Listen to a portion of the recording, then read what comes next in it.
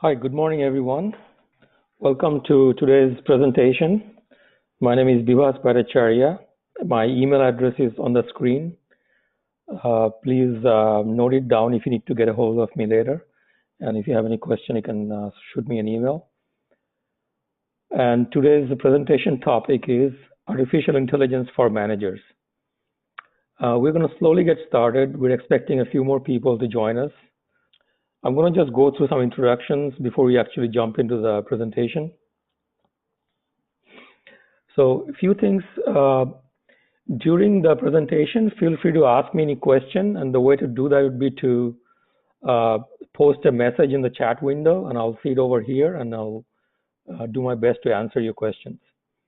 You can also raise your hand. That's another way to get a hold of my attention, but asking a question in the chat would be the best way to draw my attention. And you can do that at any time during the presentation. Also, as Carling has posted in the chat, we have posted the slides. So you should be able to download the slides at this point from the handouts. Okay. So as I'm going through the PDF that was uploaded, I see a slight problem. It doesn't have the speaker notes at the bottom where I have included some links that will be relevant for you to do further research. So I will, Carling is taking care of that. She's uploading a new PDF, but for sure by the end of the presentation, you're going to see the updated presentation posted. Those links are kind of important, so we are taking care of that now. All right, so a little bit about myself and Web-Edge Solutions. My name once again is Bibhas for some of you who joined in late, and that's my email address. I have been involved with Web-Edge Solutions for over 15 years. So around the time 2000, we were at that time helping clients create very high capacity, high volume e-commerce websites. So companies like Home Depot, IKEA, Macy's, those are where, the companies we're working with to create e-commerce presence at a high capacity or high volume. Later on, we moved to helping clients build mobile applications and mobile web pages and expose their internal services to customers through mobile applications. And as we look at the horizon about what is coming down next, we see the next disrupting factor is going to be artificial intelligence and machine learning. So to that extent, we are now getting geared up to provide training and mentoring in that space. So as usual in WebAge, we balance it out. We have on one side the technology aspects of things that we work with developers and IT professionals and then show them how to create best practices based solutions. We also provide training and mentoring for the business side of things to the product managers, marketing managers about how to create business strategy to leverage the technology at hand. So we did that with e-commerce, and we are planning to do the same with artificial intelligence and machine learning. So at this point, lots of companies, including Google, are rolling out training materials for AI and machine learning. But the emphasis seems to be from others, the technology aspects of it. We are, on the other hand, some of the first companies and people who are also focusing on the business strategy of AI, because we think without the business strategy, it'll be difficult for a company to adopt artificial intelligence. So today's presentation is specifically for the managers and executives. So we're going to keep the discussion on AI fairly limited. I think there are only 1 or 2 slides on it. And most of the conversation is going to be on how to leverage AI and machine learning to better serve our customers, so better customer satisfaction, how to increase our revenue and lower our costs. So overall, how to increase profit doing that. So we're going to see lots of examples of it. Hopefully those examples are going to start up some ideas and give you some ideas about what other people are doing. And a lot of these examples are absolutely current, like up to the minute.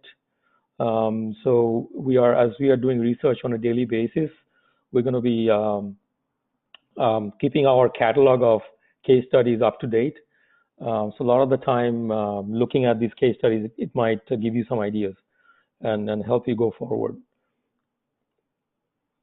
So once again, feel free to ask me any question during this presentation, and you can do that by posting a message in the chat window.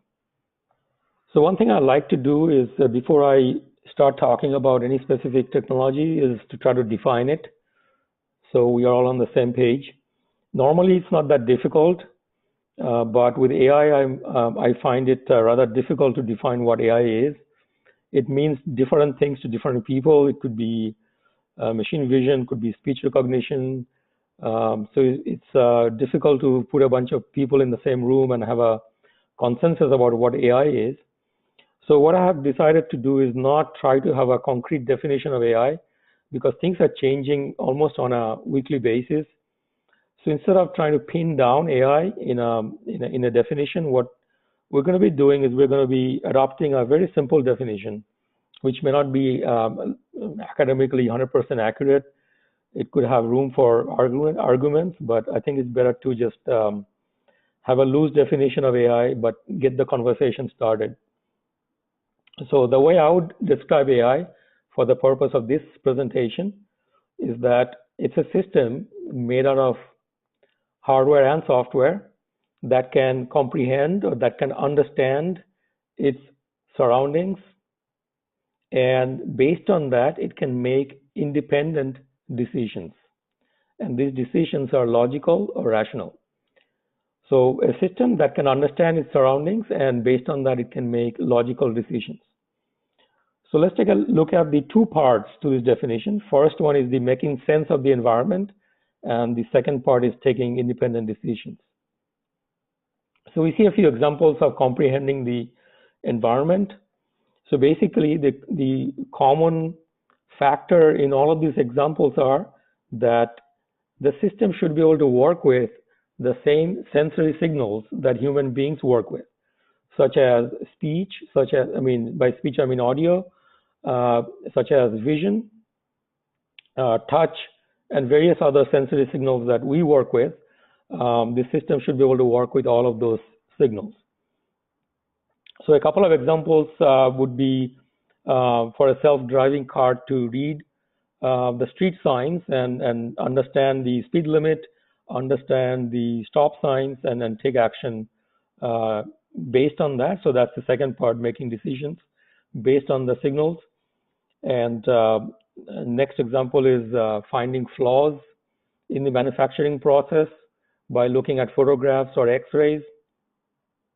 And a lot of the time we have examples of actually predicting machine failure. We'll see an example of that coming up by doing things like, in fact, listening for the way a machine is making noise. A system can be designed to constantly listen for the noise that's coming out of a machine and predict a failure.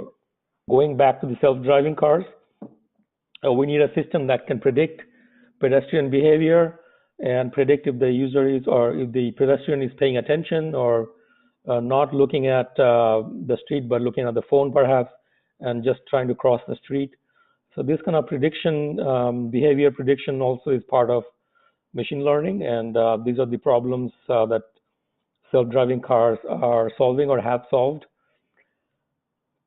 Then comes speech. Not only we need to understand what is being said, so we need to convert the speech into sentences, words and sentences. We also need to be able to understand the tone of the speaker's voice. For example, sarcasm, humor, urgency in the speaker's voice. These are the things we need to pick out and take appropriate action. And the last point is something personally I'm focusing on that right now, which is document comprehension. With the document comprehension, the system should be able to read a few pages of document. So it could be legal brief, could be some other kind of document, could be a research paper, for example, and the system, if it is trained with the domain expertise, whether it's a legal or scientific research, the system should be able to start answering questions based on what it has read in the document. So that's called document comprehension. This is a hugely exciting field, and we are expecting some kind of a breakthrough this year. We have had breakthroughs with speech and machine vision last couple of years, and in all cases we have exceeded human capacity, and we'll touch upon those cases very soon. But the document comprehension remains to be something that we need to crack. Some progress has been made last year, but we are expecting some kind of a breakthrough, because once that happens, it will really open up the floodgates for all kinds of usage in the industry. So this is not something that's possible today, but I just wanted to put it out there as something that's coming down, hopefully down the pike. So next step in the second stage for AI is to take independent and rational decisions. So it could be decide if a credit card transaction is possibly fraudulent and flag that. It could be in a finance industry, it could be based on certain signals such as indicators to decide if we should be trading in stocks, if we should be selling, buying stocks. Recommending a list of movies based on someone's behavior on your website. And in the medical field, it could be looking at your photographs of your eye and other signals based on the other symptoms. The system can decide whether the patient has glaucoma or is likely to have glaucoma in the next 2 or 3 years.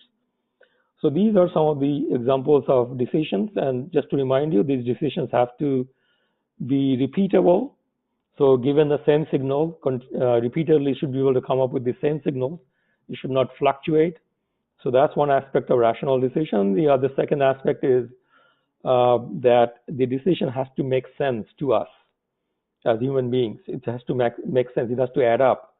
Even though we may not be able to explain why it came up with this decision, but the decision has to be acceptable to us as human beings.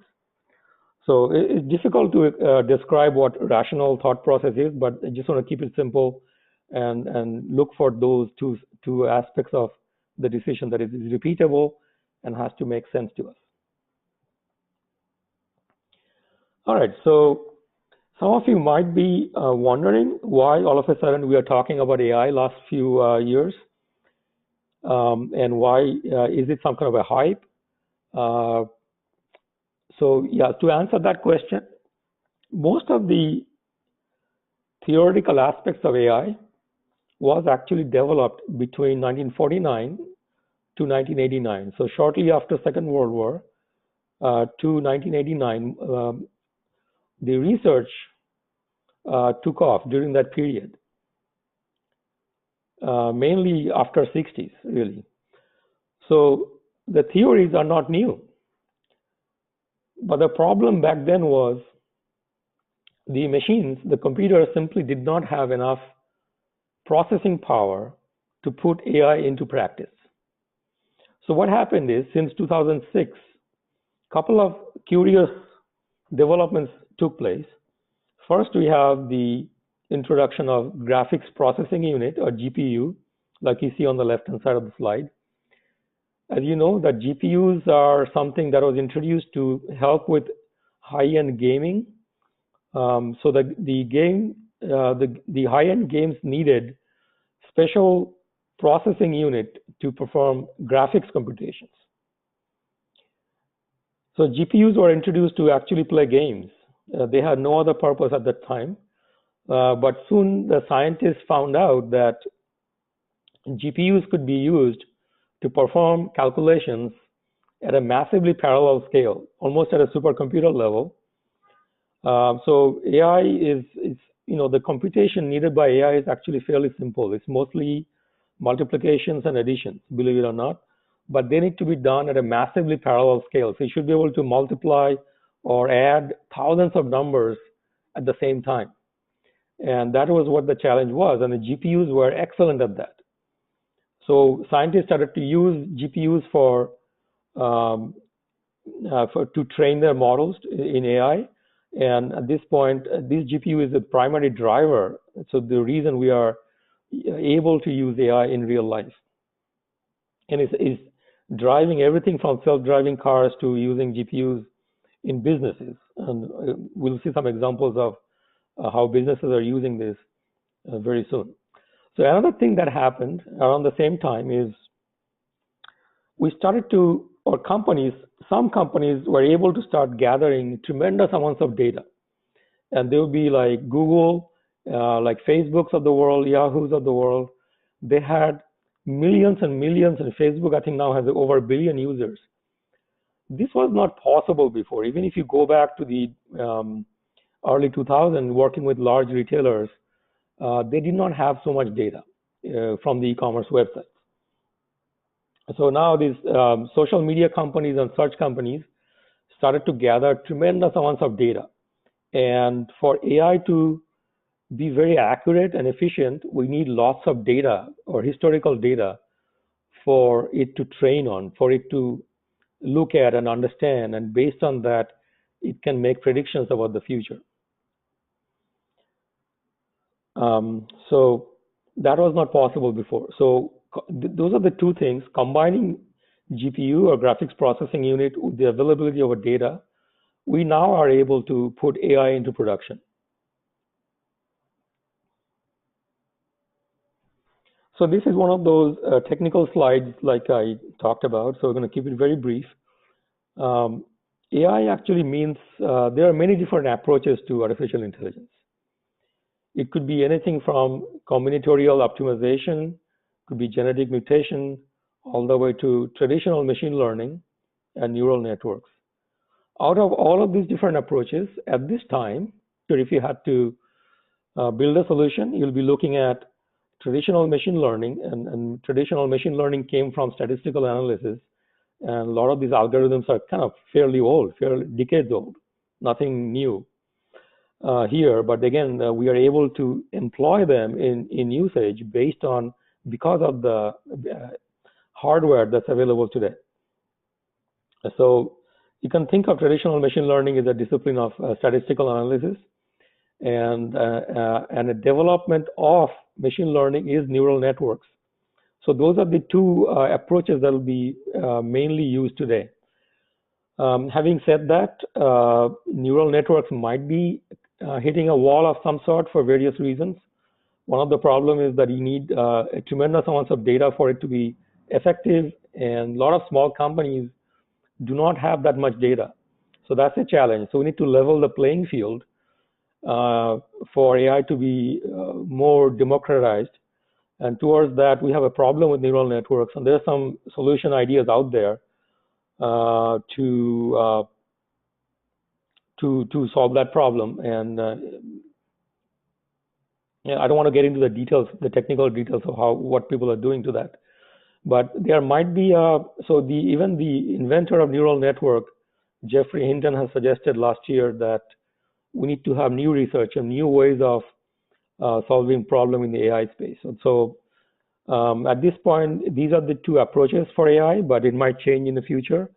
Specifically, I would like to talk about genetic mutation-based solutions.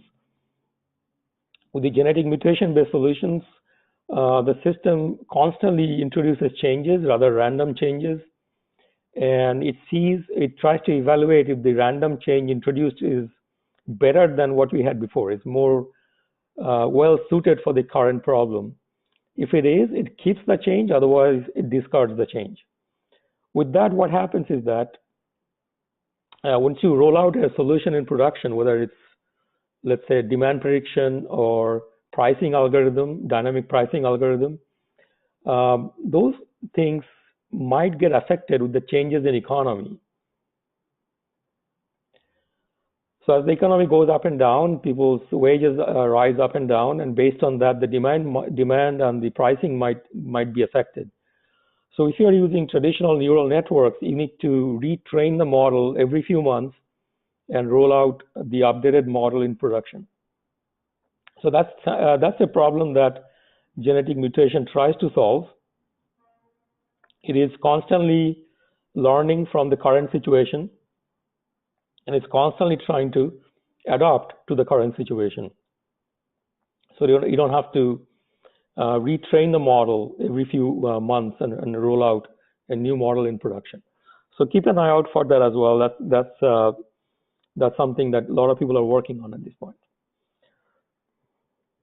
All right, so my second technical slide, apologize if this is a little bit too much, but we need to at least go through some foundation here before we jump into the actual business strategies.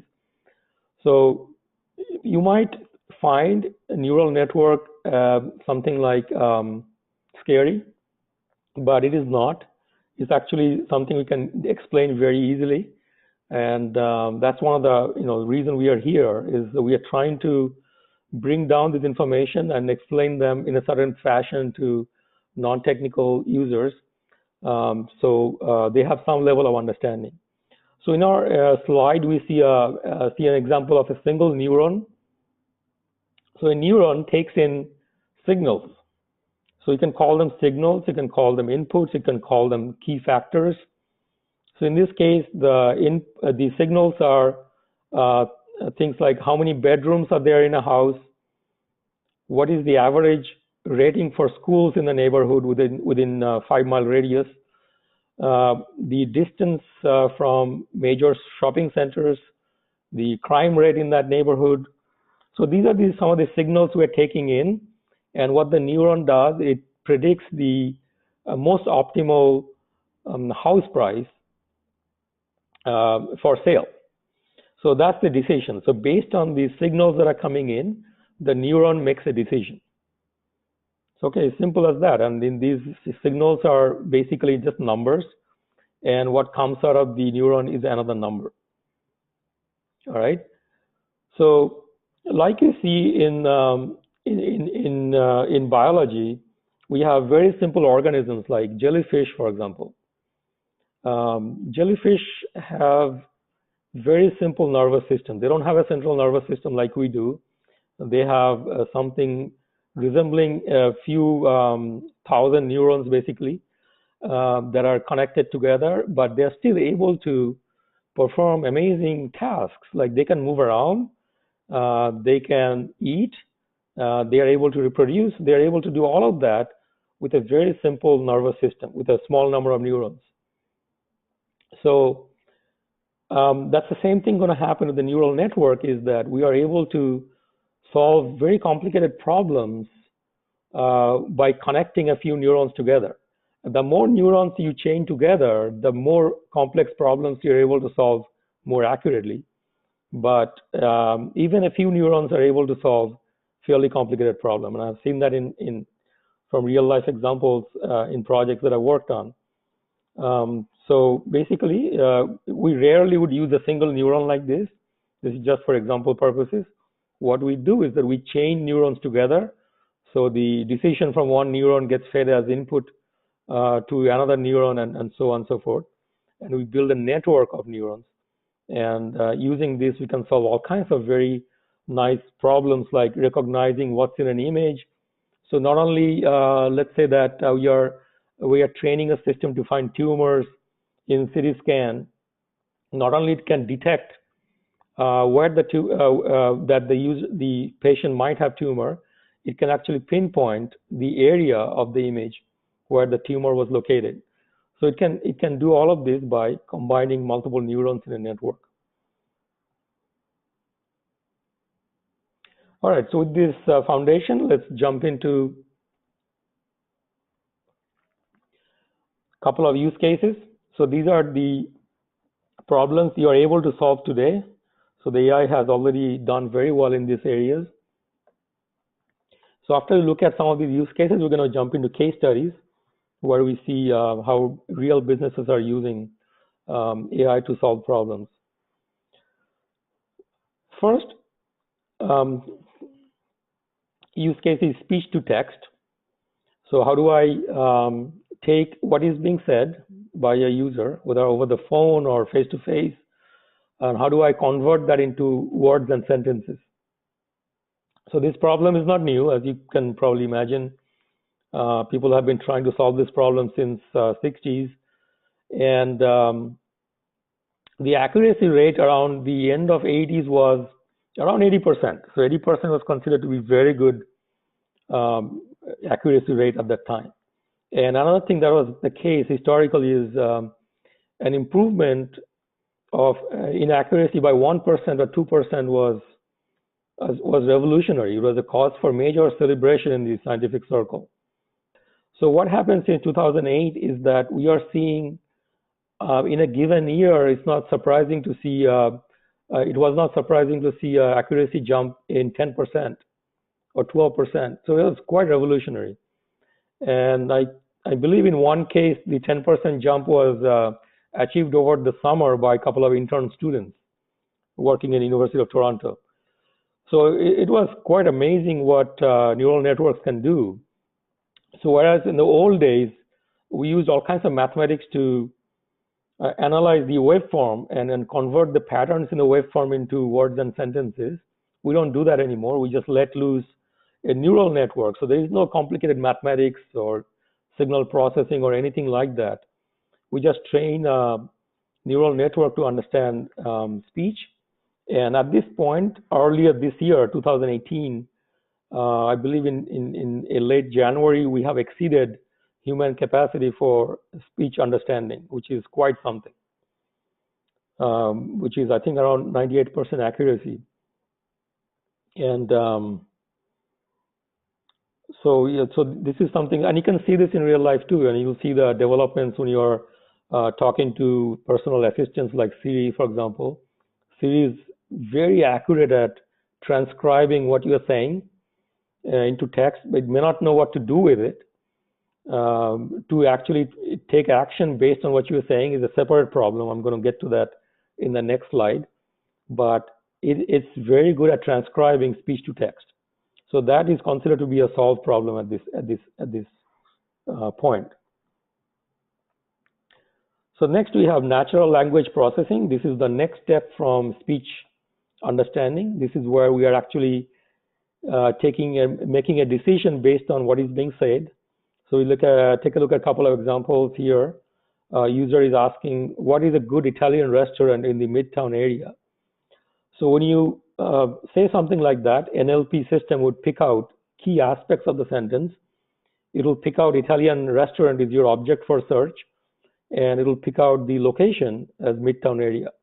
So the system is able to pick out those aspects of your speech, of what you are saying, and based on that, then you can perform any kind of action. You can do a search in Google Maps and then things like that. So that's exactly how personal assistants function, and it's getting better and better. You can also have a chatbot where you can type in things like, I would like to book an appointment with Dr. Jones. And again, these are something that NLP can solve today. These are something that's doable. A chatbot can go ahead and set up an appointment for you with that specific doctor at a given time.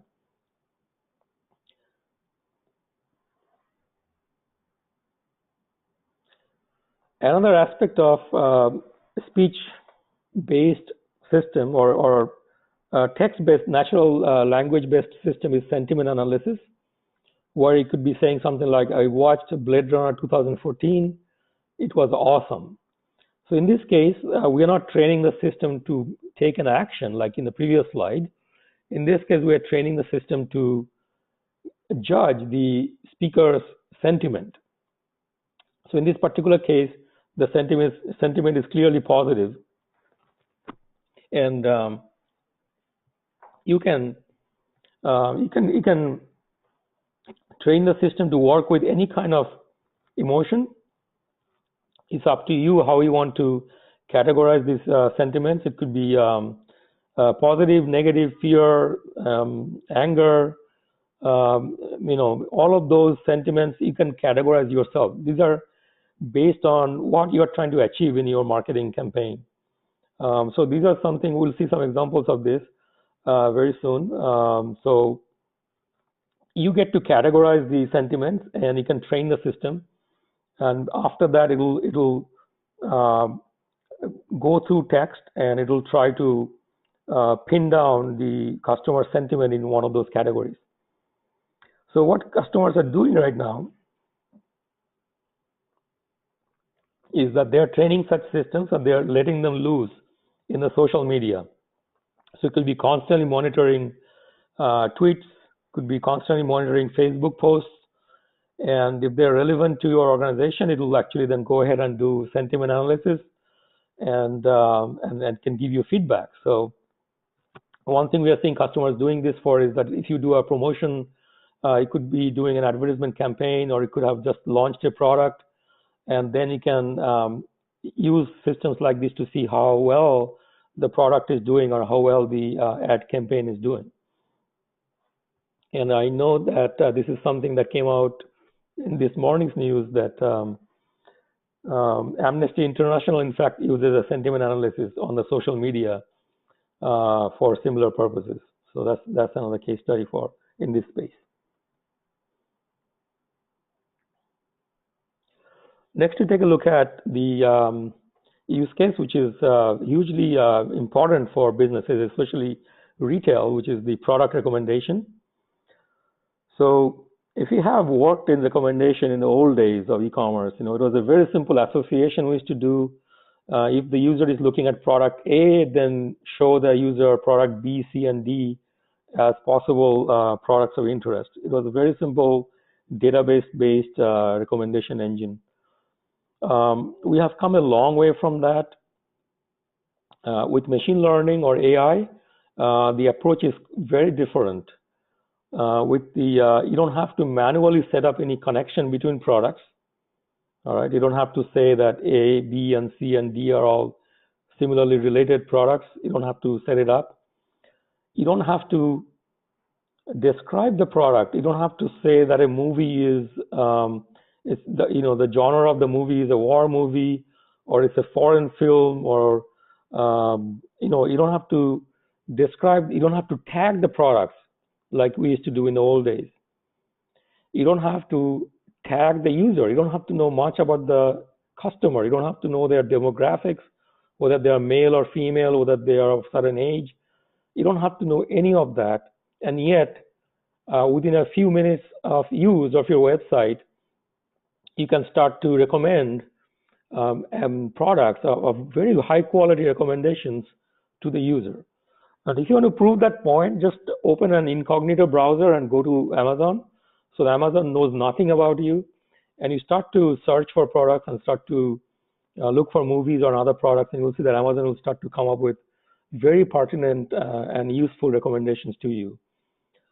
So these things are possible now using machine learning. So in many ways, Amazon's business is based on recommendation, and specifically a type of algorithm called collaborative filtering. And so there's no reason that your company cannot do the same thing. And you can work with, as I said, with the machine learning, with the current hardware, you can work with millions and millions of products and millions of users at the same time. And we're talking about online learning. So that is, the system is constantly learning about the user, or if you add a new product, it's going to pick it up as well. So this is called online learning, and that's possible today. So with every click, every page visit, the system can constantly tune itself and then give appropriate recommendation. So before I go away from this slide, hopefully you can see it. In this particular case, we see that there are, I think there are 4 movies based on World War II. There are 2 movies based on Western.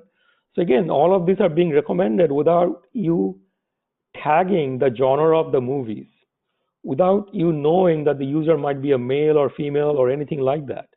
So it's entirely based on dynamic observation of what users are doing and taking a decision based on that. All right. let's move away from this. Let's go to the next case study, which is customer segmentation. So with machine learning, you can find patterns in your customer which are very difficult or nearly impossible for humans to come up with. And you can also start to make certain predictions about, for example, what are the chances a group of customers would actually make a purchase in the next 10 days. So you can do segmentation and some predictions in some areas based on machine learning, and you can do it in two ways. You can use traditional clustering machine learning algorithms, but more and more we're seeing in the last few months, we are seeing people are using neural networks to have better accuracy in prediction of customer behavior. All right, so the next case study is image captioning. Image captioning is a problem. It's a hugely difficult problem where AI looks at an image and tries to describe the image. At this time so this is 2018, we are at the beginning of 2018, AI can describe an image at the same level as a 6-year-old, I believe. So it will have the same capacity as a 6-year-old to describe what's in an image. So it could be that a cat is lying on the sofa taking a nap, and AI should be able to describe to that level. In this particular example on your screen, we are seeing AI has described various handbags. As red handbag, maybe it will have the word leather on it. So the cool thing is that we can have, a human being can describe the product, but it can also train a system to describe your product images. The benefit of doing so is that the AI can describe the product in a way that you may not have thought about. So because different people look at or think about products differently. So I could be, for example, a customer might come and be searching for red handbag with a golden buckle. And you know, as a human being, you may have forgotten to describe golden buckle in your description when you are editing the content. But if you have AI describing as well, and you don't have to necessarily show the AI's description to the user, you don't have to make it visible, but you can use it in the search process. So if a user is searching for red leather handbag with gold buckle, it's actually going to find, you'll be surprised how good it is in finding products that otherwise, if you're just having human beings describing the content, so yeah, you get to see different perspectives and much better search results by generating description of your product images.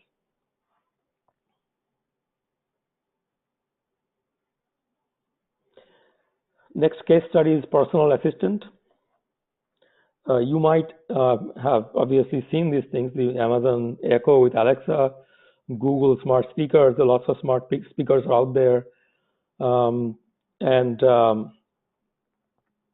So from what I'm hearing anecdotally from my friends, they're very excited about this. They just, and in many cases, they're not that technical users, but they just love these personal assistant speakers. And that anecdotal evidence is actually backed by a Capgemini study. And once you get the full presentation, you will see the link of the Capgemini study in the speaker notes. This is from earlier this year. So we are seeing two things. So this particular example is banking related because the Capgemini study shows that 44% of the users expressed interest using voice assistant for banking. And also around 40%, the prediction right now is that in about 3 years, 40% of the users would be using personal assistant to do searches instead of mobile phones or desktop browsers. So that's a huge shift in the way customers are going to be looking for products. So it's great for customers. They just love this thing. but it's become a huge headache for retailers because how do you optimize your product?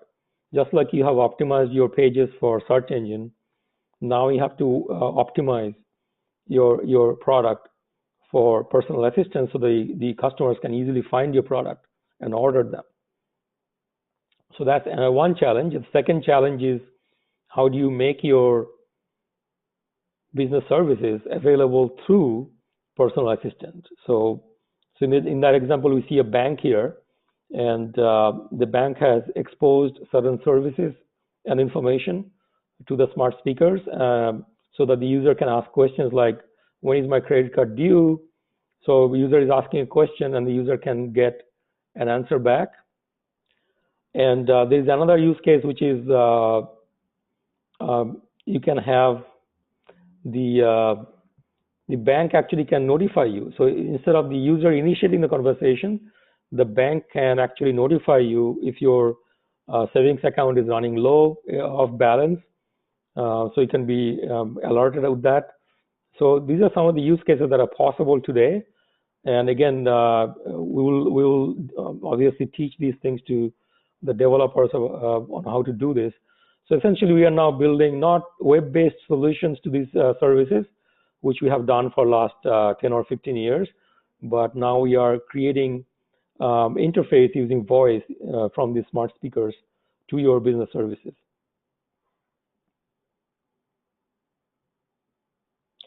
All right, so unless you guys have any more questions, I'll jump over to the next section. So it's about 11:43 now. I'm expecting it's going to take another half an hour to finish this presentation.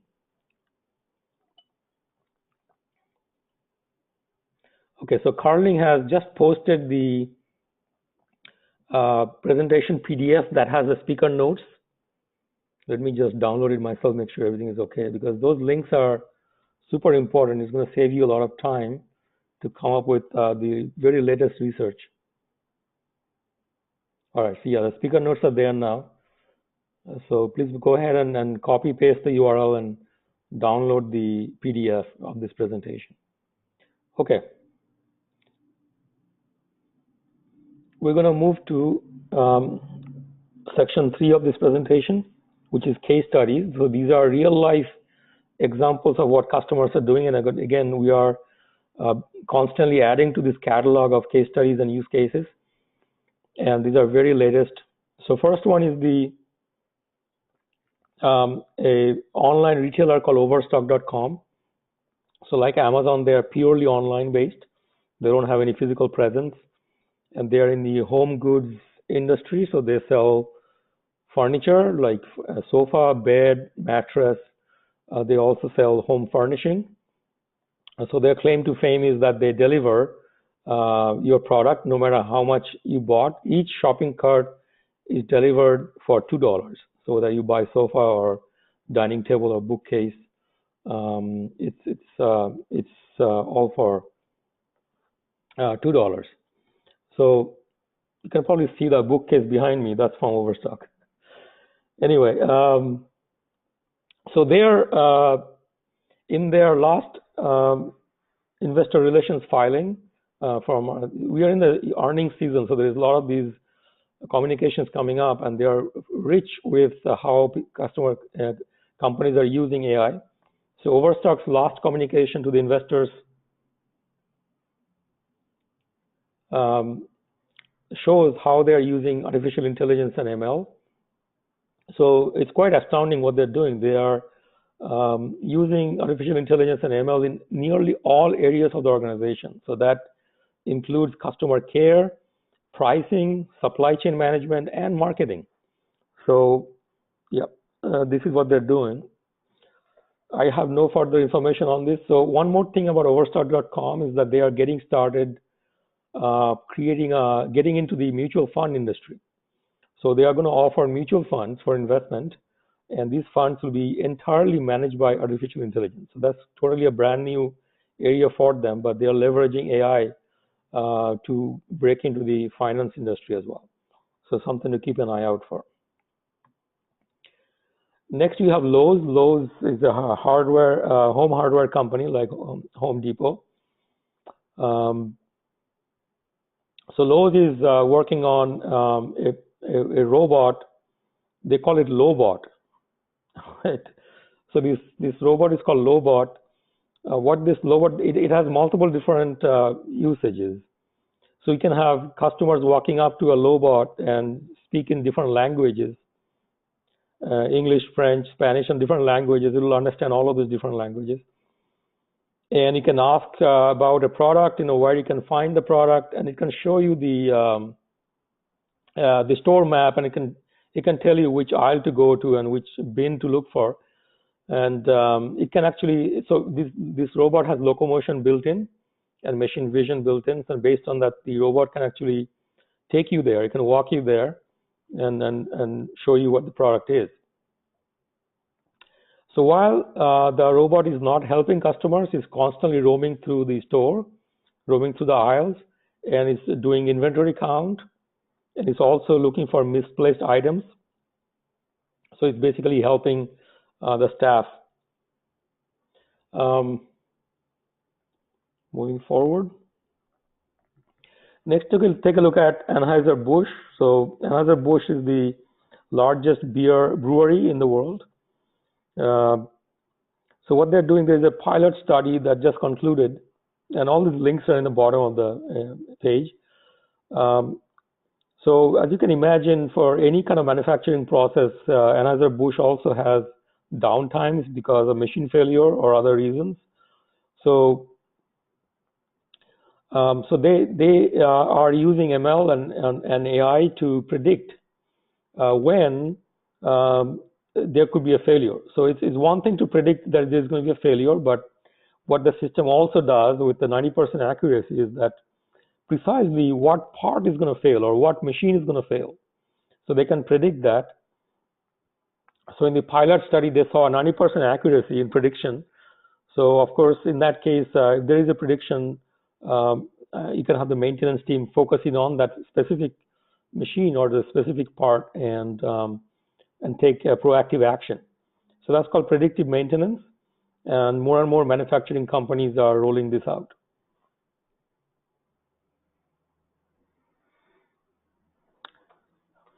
We are seeing some usage in the insurance industry for AI and ML. So in this case, I have a startup from UK called RightIndem. So if you go to their website, you'll see quite a comprehensive solution that they put together. So one thing they're doing is that they're making it fully frictionless or contactless for filing claims. So the entire claim filing, at least the initial phases, can be done without any human intervention. So that includes the customer taking photo of a collision, or taking photo of the damaged car and uploading the photo. And we have this AI system going through your photo and assessing the damage. So of course the system was trained to evaluate the damage based on the photos the customer has uploaded, and it will give you a damage estimate. It can also tell you the nearby shops where you can take your car and get it fixed. It also looks for fraud, so they have different modules, like fraud detection is another module that your company can start using. So lots of examples in the insurance space. I just decided to pick one of them. Then you have a bank called OCBC Bank. It's an Asian bank from Singapore. So they have rolled out a chatbot, and that's used for loan application. So in the initial phase of the loan application, the customer can go and communicate with the chatbot and get some preliminary answers about what the terms of the loan is going to be, whether the customer is eligible for loan and things like that. And based on Forrester research, we see that within 6 months, we are seeing $33 million Singaporean dollars worth of loan being processed through this chatbot. So remember we talked about the natural language processing. So this is an example of how NLP is being used by the industry. Then we have a company called UniSys. UniSys is not an end business. It's not a customer-facing business, but they are a vendor that provides software and hardware to other companies. So UniSys has a system called LineSight that is targeted towards the border security force. So this is a classic example of ML, because as you can imagine that trade is on the rise every month, every year. The amount of goods that's flowing through the borders is just tremendous. It's going up. And at the same time, the border security force has a limited budget about how many people they can deploy to monitor these shipments. So this presents a huge security risk and other risk. So this is a very good example of how ML could be trained. So in this case, we have LineSight, a product available from UniSys, and it's designed to monitor hundreds of thousands of signals. So these signals could be information from Interpol, could be signal from your airline ticket. So tons of these signals are constantly monitored. And again, like I showed you how neural network works. Based on the signal, it makes decisions whether a particular shipment or a passenger could be worth looking into, could be suspicious. So then the border security force can pinpoint and pay additional scrutiny in that area.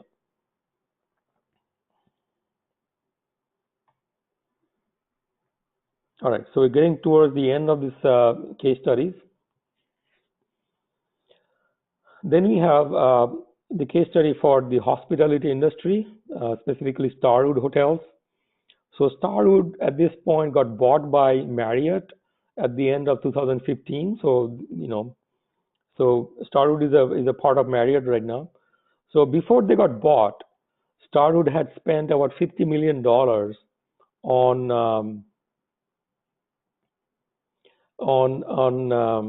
a system called revenue optimization system. So that's a lot of money to spend on something. $50 million spent on this ROS. What ROS does at the end of the day is that it can predict the demand for hotel rooms, and it can also, based on that, come up with dynamic pricing of the hotel rooms. So this is also constantly monitoring signals. So in this case, the signals would be the time of year, could be the weather, could be the number of events that are taking place in the neighborhood, and they actually go ahead and monitor the ticket sales. So they would tie up with the large ticket vendors like Ticketmaster and all. So they would monitor how many tickets were sold in that neighborhood, and based on, again, several hundred signals, they would be coming up with the demand forecasting as well as dynamic pricing. So it's well known at this point that Marriott considered ROS is a very attractive. So one of the reasons Marriott was interested in purchasing Starwood is one of the reasons is this ROS system that they built. So that shows you how important a system like this is for businesses. So I went ahead and looked into this a little bit more. So I looked at Marriott's 10-year revenue. So Marriott purchased Starwood at the end of 2015. If you look at the 10-year revenue at the end of 2016, we are seeing a sudden jump in Marriott's revenue. So it is quite likely that this ROS has had some impact, given how important it was during the acquisition phase. That ROS has some impact on Marriott's revenue, but there is a clear inflection in the curve, and I see that the revenue is shooting up at the end of 2016. Our final example is University of Pittsburgh, UPMC. So in UPMC, they employed a pilot study. They didn't work with too many patients there, but as you can see shortly, that it's still very stunning what they came up with. So there, the goal was to predict whether a patient after release would be readmitted within a short period of time with complications. So after they trained the model on historical data, So in that case, the signals would be customers' demographics, the age, and things like that, and other symptoms, so the type of disease the patient had, and type of medication the patient was taking. So based on those signals, the system is able to predict whether there is a likelihood beyond a certain probability that the customer will be readmitted back within a short period of time, within a month or 2 months. And so once the system was ready and deployed, they worked on about 1,700 patients, and they identified 113 cases where the patient would be readmitted, and all of those patients were given extra care by the caregiver.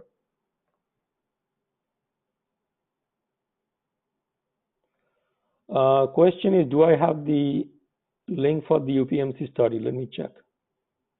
Yeah, if you download the PDF, the second PDF that Carling has posted, at the bottom you're going to see, let me show you the PDF. Yeah, so at the bottom of the PDF, you're going to see the link to this case study.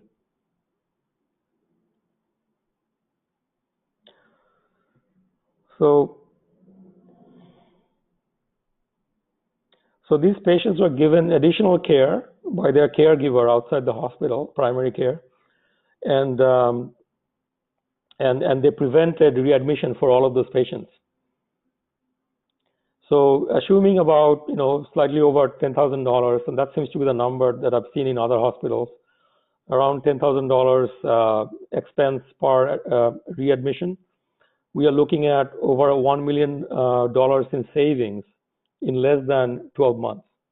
And that's just a small number of patients that they deployed this solution to. So you can see the ROI is quite apparent. And all right, so we are almost at 12 o'clock. So at this point, I have the last section, which is the AI adoption life cycle. This is mainly, if you want to have a kind of a bird's eye view, of what our AI solution looks like. So we have a question here, not a question so much of a comment from Nat. Yeah. So the drug interactions, I did not get into the drug discovery. That's because mainly our customers of WebEdge are in the insurance field and the finance field, so I kept it limited to that. But the drug discovery is huge, obviously. It's a whole different field where it's speeding up research, figuring out. And actually, the funny thing is, as some of you know already, the algorithm that we talked about earlier, that you'll be using to cluster customers, very similar type of algorithm is used to cluster molecules, to classify them as whether they are effective in terms of can they treat the disease according to the clinical research. Can they treat the disease? Can they not treat the disease? Can they treat the disease but at the same time they're toxic? Of course, we can use those.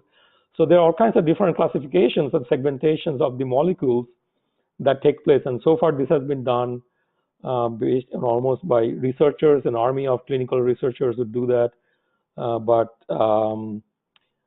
more and more artificial intelligence is doing the classification, and they can go through millions of molecules or combination of molecules every day. And so I did not get into that, but the approaches are very similar to customer segmentation.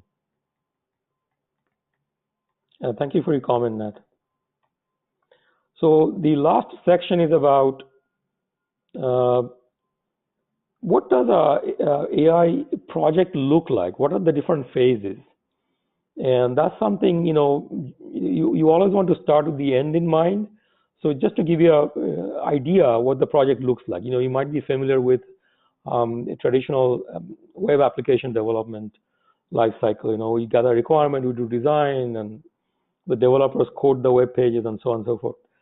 If you want to have that kind of an understanding of what an AI project looks like, this will be of interest. If this is not of interest, if you want to drop out, that's fine. just make sure that you have the handout that Carling has posted in the chat section, not in the handout pane. Let me show you once again.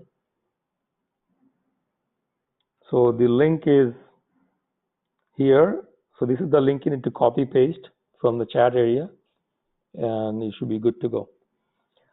All right, so we're going to get to the final stage, and this should take about 15 minutes. I'll keep it brief. It's almost like 12 o'clock. So before you start working on an AI project, you need to ask a few questions. This is like level setting. Having some frank discussion about these questions is going to give you an idea whether you will be successful or not. So you can score the answers whatever way you like, or just have an informal conversation about these things. But they will give you an early idea about whether the project is going to be successful or not, or effective or not. So some of these factors are whether you have enough data, whether you have enough historical data. So for most systems, you're looking at around 300,000 data points. So in the hospital space, for example, if you are trying to come up with a prediction model, you need about 300,000 cases going back last few years. That's just a rough number, just to give you an idea. In some cases, maybe less is enough, or in some cases you need more than that. Just to give you a rough idea how many data points you need. Similarly, if you want to predict, something like a demand prediction and pricing model, you need quite a large number of historical data to train the system on. Whether you have it or not, that's the question you have to ask. Can you build a team of machine learning experts? You need probably, 3 or 4 ML experts or AI experts. Can you build a team? That's another question you need to ask. Do you have the budget, or do you have in your area where you are located, can you find people with those skills? And another very cool factor is, have you done any kind of business intelligence or statistical analysis on your data? If you have done so, if you have experience doing statistical analysis of your data, then you have a fairly high degree of chance of success with ML or AI. If you have never done it, it's still possible it could be successful. You just have to probably spend more time training yourself and your team with the concepts of ML and AI. Can you procure enough hardware for training your AI model? So a lot of your expenses are going to be in purchasing powerful GPUs. The prices of GPUs are going up because of cryptocurrency and stuff. So you need to watch out for that. So account for the hardware budget. And of course, is your upper management aware of what you're about to start doing, and if they are supportive of your initiative? That goes without saying. So these are some of the high level. Again, we're going to be beefing up this catalog of prerequisites so you can evaluate your own business situation and see if you're ready for AI adoption. So the first stage is declaring the project scope, exactly what you're trying to do. Examples could be that you want to predict the demand for certain products, or it could be that we want to dynamically price our product line. It could be that you want to scan handwritten forms. You can train a system to understand handwriting. It could be that you want to recommend products to users based on these new algorithms like I talked about. It could be that you want to create a chatbot where the user can interact, and the chatbot can come up with fairly relevant and good quality answers to users' questions. So you need to define what you're trying to do. So very high level, the requirements are out there. And a part of the requirement is also the success metrics. What kind of accuracy are you looking for? What is your goal? What is the expectation? Because that goal has to be set, and I would not, if you're just getting started, don't set a crazy goal that you want 99.99% accuracy. That may not be possible, especially if you're doing a pilot project. So have some realistic expectation, but at the same time, set down the expectation, because otherwise you could train your model and it could be indefinitely improving it. You'll never know when to stop. So the technical people need to know what the business's expectation is in terms of accuracy, what is considered to be successful. So a couple of examples is that the predict demand within 85% accuracy. It could be your goal. Increase revenue by 10% by predicting the demand by dynamically changing price. So at the end of the day, the reason you're doing dynamic pricing is to increase the revenue. So you need to set a goal for how much revenue growth you're expecting, and within what time frame. So you need to set that down, and so on. And a couple of examples of that. So increase clicks on recommended products. So that's one way you can evaluate success of your recommendation, is that more and more people are clicking on the recommendation. So you can say that we are expecting a 25% rise in clicks on recommended products within the next 2 months. So those are some of the examples, and we can definitely help you come up with similar metrics in your business, depending on the problem you're trying to solve. All right. So this is the first phase, very important phase, and then we start to gather data. So remember I talked about signals. We talked about various signals. So we need to start looking for those key factors or signals. So for a hotel room prediction, for example, it could be past demand, competition prices, weather data, number of events, event ticket sales. So start to gather, have a source for these key factors. You also need to know the actual demand.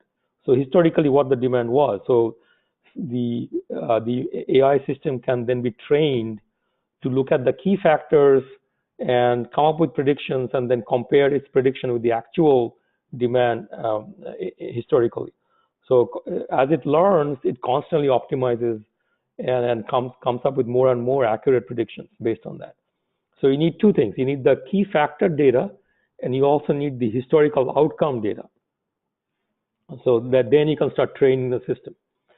So for patient readmission, for example, you need the demographics data, the age, type of ailment, the type of medication the user is saying. And this is where the domain experts come in. So technical people cannot do this.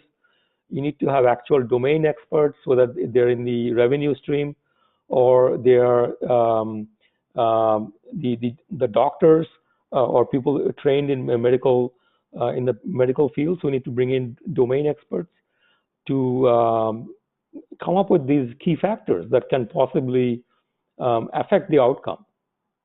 If you are not sure, include that. So for example, does weather matter for patient readmission? Does the temperature matter? If you are not sure, include that into your key factors list. Because if it's of no consequence, then it's going to be discarded anyways by the neural network. So the system is smart enough to figure out how much weightage to apply to what factor. You don't have to worry about it. But when in doubt, include the factor. So err on the side of caution and include the factor if you think it could be possibly having some impact. So for product recommendation, we need to look at the user's past orders. We need to be able to look at the product pages the user has visited, and the searches the user has made. So based on that, we can start to give out recommendation. Okay, so that's the second phase. We start to gather data. And once you have gathered data, then we have to do modeling. So the model, your ML experts, your machine learning or AI expert might choose a couple of different competing algorithms. So in some cases, it depends on the problem you're trying to solve. In some cases, the algorithm might be a clear winner. So there is no question about that. We just pick that and go with it.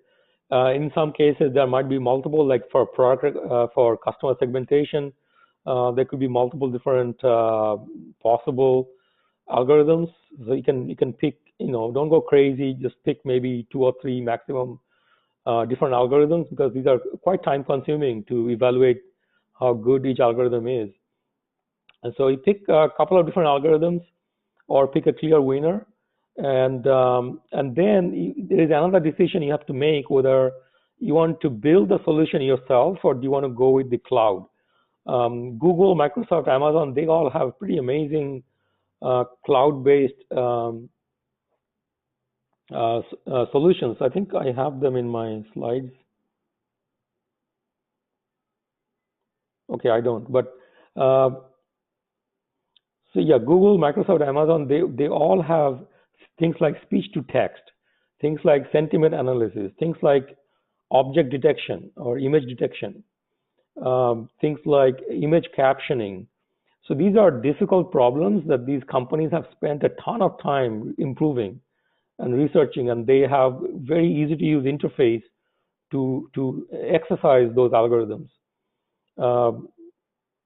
So literally with a few lines of code, you can convert speech into text, for example, or evaluate a customer sentiment, things like that. So you have to decide whether you want to build it in-house or do you want to go with the cloud. So the problem with the cloud solution is that your data from the enterprise might be leaking out to third parties, and that may not be something you are interested in. The cloud is obviously a good solution for startups and small companies, but privacy is a concern, and of course, you don't want to leak out your data to third parties, and in many cases, Amazon or Google might be your competition. So a lot of the retailers don't want to work with Amazon because of that.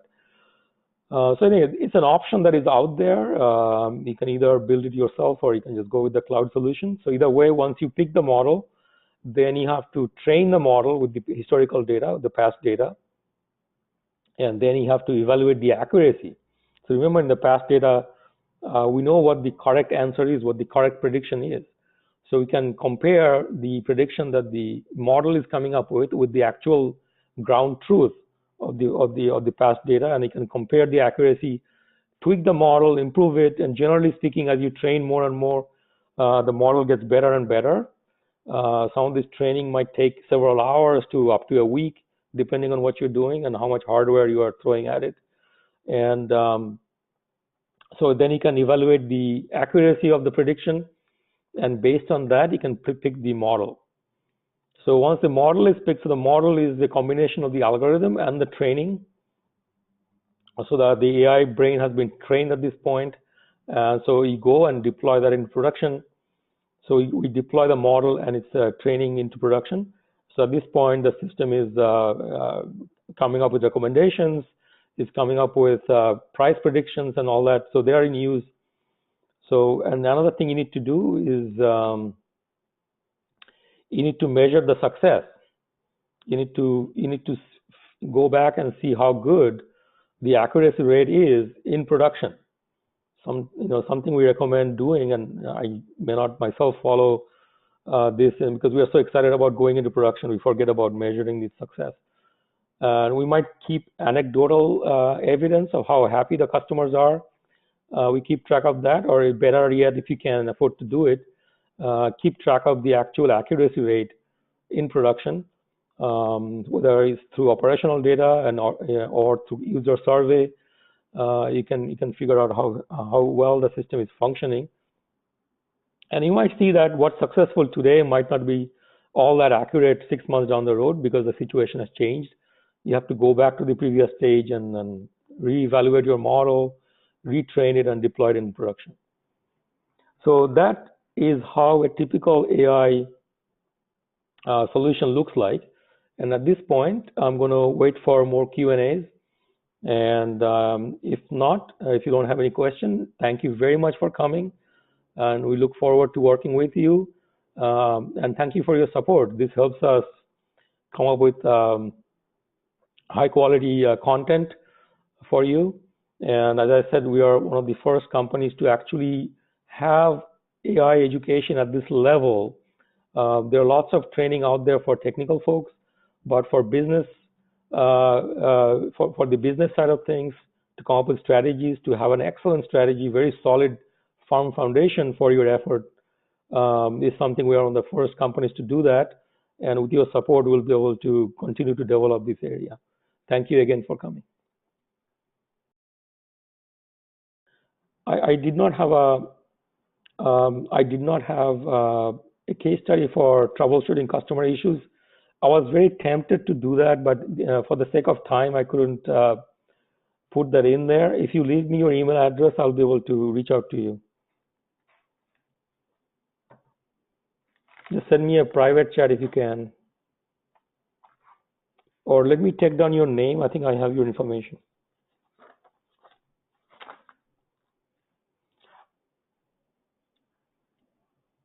Yeah, Edgar, I got your name written down. I will shoot you an email.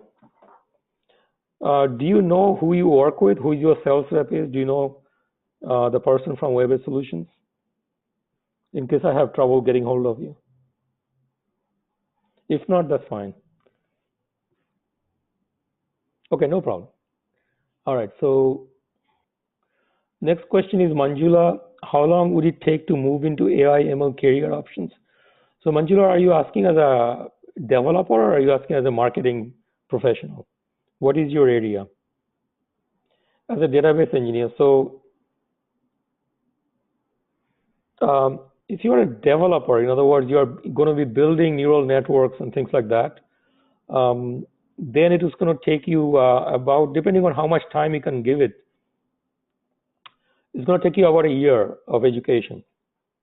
If you want to stay in the database field and you don't want to get into programming, then there's not much you need to really learn there because it's very similar to business intelligence or ETL.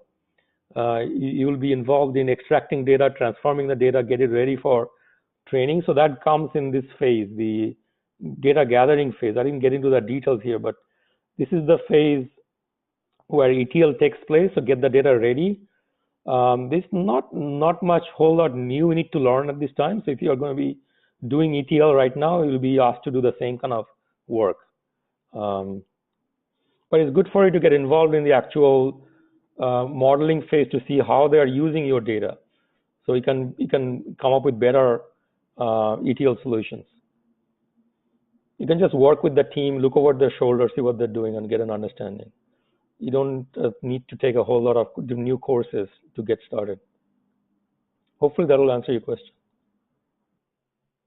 All right, it does not look like you have any more new questions, so we're going to conclude this presentation for today.